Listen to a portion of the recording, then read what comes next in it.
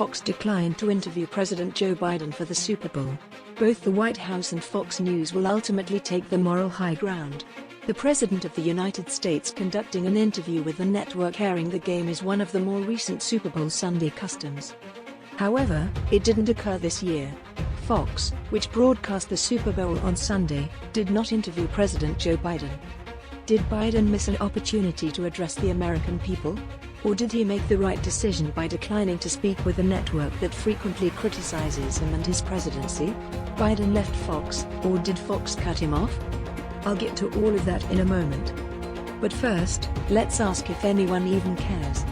Officially, Fox's pre-game show lasted for 5.5 hours. There is a lot of air there to fill. In light of this, it is clear why the networks are looking for content. Although the reach isn't as broad as some might believe, it is understandable why a president would relish the chance to address so many Americans. The Super Bowl is watched by more than 100 million people. People like to use that figure and say things like, now the president can address 100 million people at once.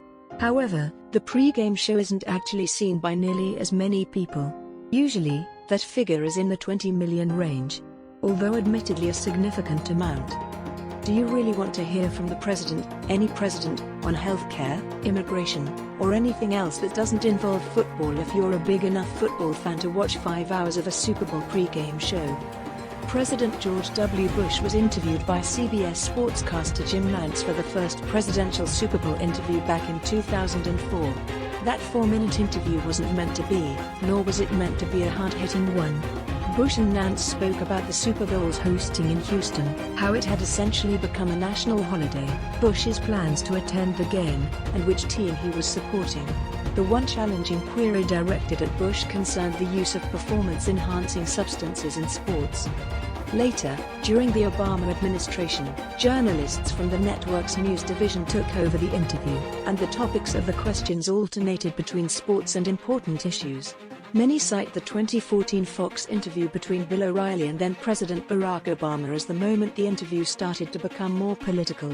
In the conversation, O'Reilly pressed Obama about Benghazi, which was noteworthy. From that point on, the interview with the president for the Super Bowl network was expected, and if it wasn't at least a bit heated, the interviewers were criticized for being too coy. However, presidents continued to consent to the Sunday. Do you believe we have enough wins? Was the question.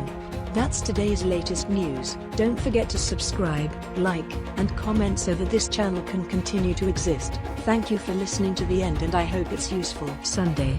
Do you believe we have enough wins? Was the question. That's today's latest news. Don't forget to subscribe, like, and comment so that this channel can continue to exist. Thank you for listening to the end and I hope it's useful.